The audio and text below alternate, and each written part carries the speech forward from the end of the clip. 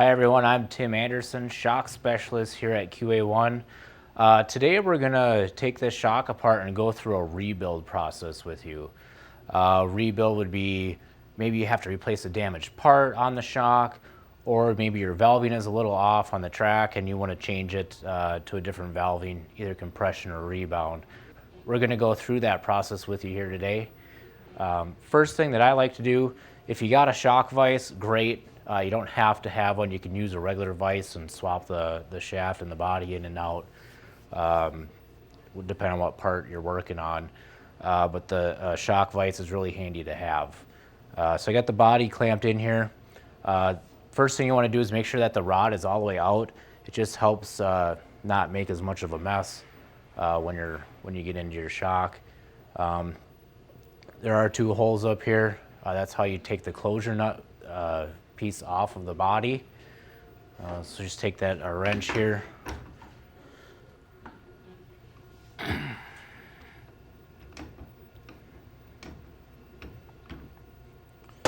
we'll back that out. Once you get this far, you will see our gland, which is down into the shock body. There's an O-ring kind of holding that in place. So you just kind of got to lift up and down on it a few times and it'll pop out. This is the O-ring that kind of keeps that tight in there and seals against the body. I always take that off and just keep it on my shock vise there. So what we're going to do now is pull our compression tube assembly out of the shock body. We got our base valve, our compression tube, and our gland. And our rod assembly, it's all together. So what we need to do is separate the gland from the compression tube. And you can do that by just taking a dead blow hammer to it, just tapping it in a few different locations. I have to spin it a little bit, and it'll come apart. And usually you do this over a bucket or something. That'll help save some of the mess. But once you get that off there, keep your the end of the compression tube up. It is full of oil. Try to save as much as you can, unless you're changing it all out. Then you should be able to slide the piston assembly out of the shock. You still got your oil in your compression tube. If you're just revalving a shock, typically I would just put this back in right away. But we're going to do a complete rebuild here, so we're going to dump this out. Clamp the piston rod assembly into the vise. You'll have oil in the shock body as well. You're going to want to remove your gas bag and dump the shock oil out as well. Things to look for in a gas bag is if you see it's been pinched anywhere. Sometimes they can get pinched between the gland and the compression tube. Or if you see any oil inside the bag, that means it's time to replace it. Now getting back to our piston rod assembly. If we're just revalving the shock, we can just take the piston nut off, change our shim assortment, and then put the shock back together. You just do that by taking this top nut apart.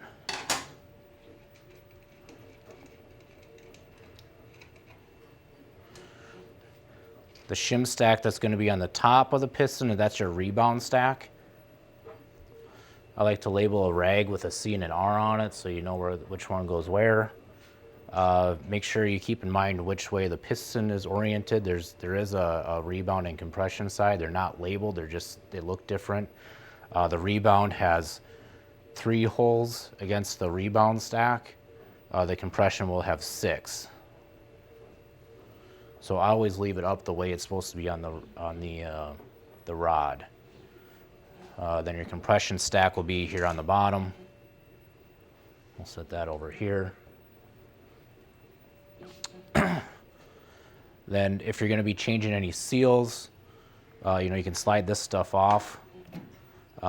The wiper seal that is in the closure nut, that is actually part of the closure nut. You can't just change that seal out. You got to change the whole nut out. So if you're going to replace that, get yourself a closure nut as a replacement or a rebuild kit that'll have all these parts in it.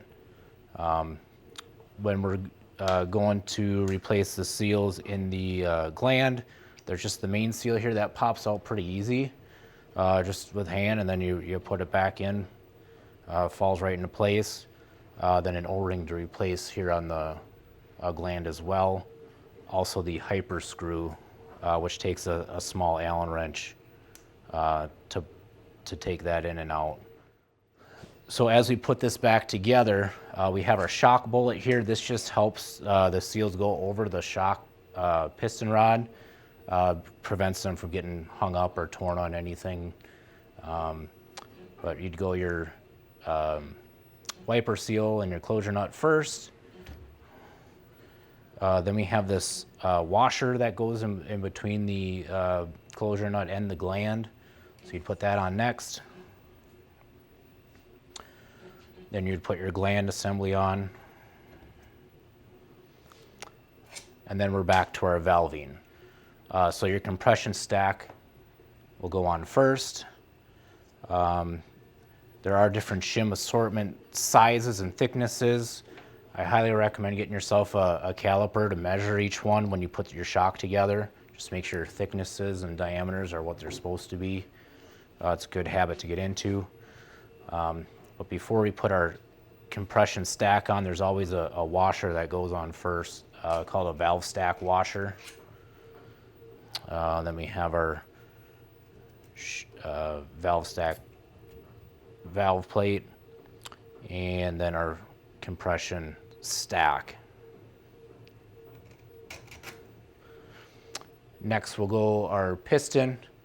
We remember that the side with 6 ports on the compression stack would be the compression side. So that side goes down. Our rebound stack is on the top. This one is where we typically put our bleed shim. So this does need to line up with an actual port on the piston. If it's clocked off one way or the other, it won't have the proper bleed into it. So you'd set your bleed shim down so it lines up with a port, and put the rest of your shim stack behind it, and you should be good to go. So we got that lined up. We'll put the rest of it on here.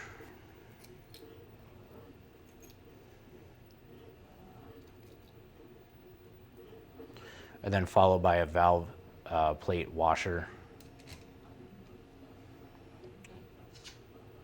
And then the nut.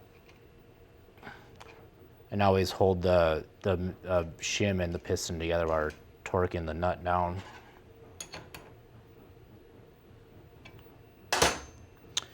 And another thing to check too when you're rebuilding is that your piston band looks like it's in good shape, or just replace it if you have any concern over it. There is also an O-ring behind the piston band. You can see that.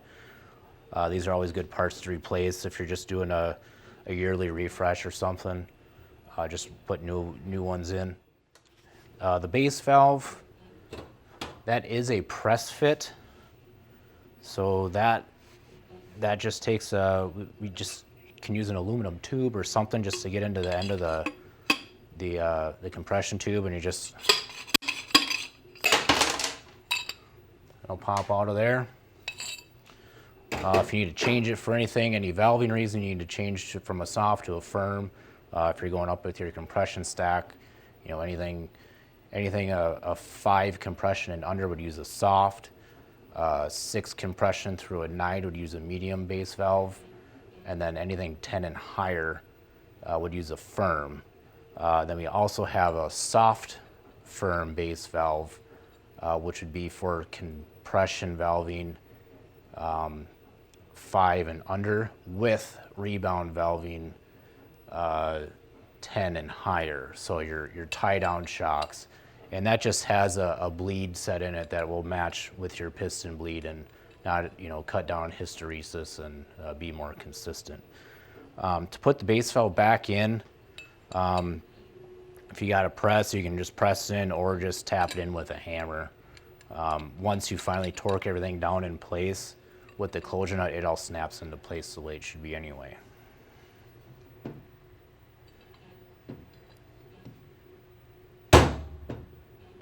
So now that we got our base valve back into the compression tube, we're ready to reassemble the shock. So we're going to put our shock body back in the vise here. First thing you're going to do is put a small amount of oil in the body itself, about an inch off the bottom. It doesn't need to be perfect. We just want to get some oil in there, so when we drop the base valve side of the compression tube in there, it helps bleed some of that air out of there and doesn't get trapped. So we take our compression tube along with our gas bag. We wrap them together. I like to make sure that there's oil on both the compression tube and the gas bag. It just helps to keep air from being trapped in there. So I kind of oil them both up and then hold them together when we drop them down into the tube. Just hold them like this. Your gas bag should be down just a little bit from the compression tube. When you get it down in there, it might rise up to about the same height as the compression tube, but you don't want it any higher than that. That can cause it to get pinched in the gland and cause a leak. So just take your time. Once you get used to it, it goes pretty easy. You just drop it down in. So we have our compression tube and our gas bag in our shock body. We got a little bit of oil in the bottom. And then we made sure that our gas bag is not higher than our compression tube, nor is it too low where it's underneath the compression tube and get pinched on the bottom. So now that we have that in there, we're going to fill the shock up with oil just above the top of the compression tube, both on the inside and outside of the tube.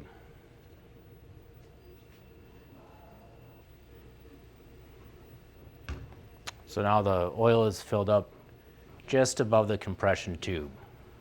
So now that we have our oil filled up in here, we can take the rod assembly out of the vise. We're going to want to undo or remove our hyper screw. All right, so we take our hyper screw out. We're going to set that aside for now. Hold the gland all the way up against the closure nut and hold those together. Now we're ready to drop the piston down into the compression tube.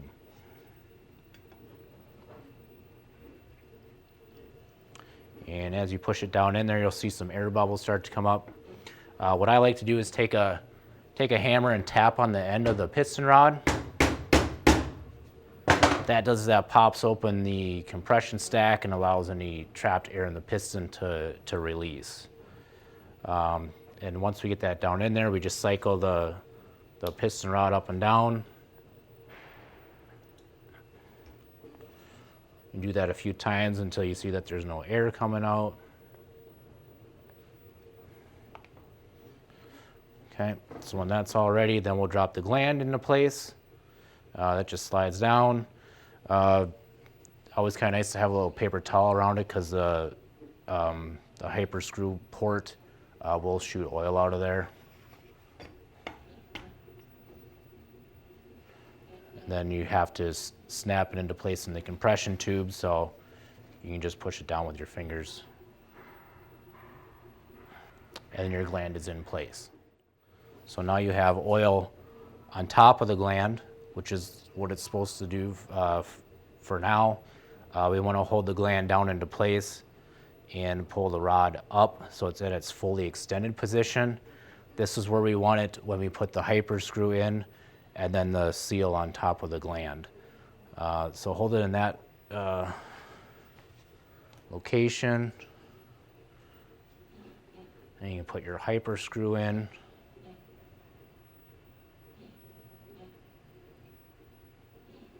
And don't over tighten this. Doesn't take much to keep it in where it's supposed to be. Now we'll drop our main O-ring, body to gland O-ring.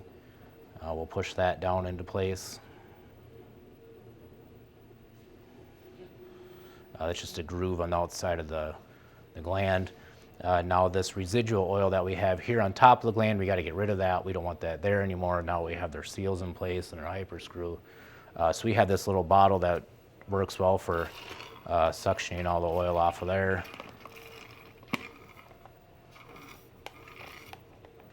And you can also just use a a paper towel or a rag just to wipe it off. Try to get this fairly dry. Next we have our washer that we put on. That helps hold the main seal in place, so we want to make sure that is in there. And then we can tighten down bring down the closure nut and tighten that. So we'll get it started by hand here. Sometimes you gotta spin it back and forth to find the threads. And then we will tighten it down.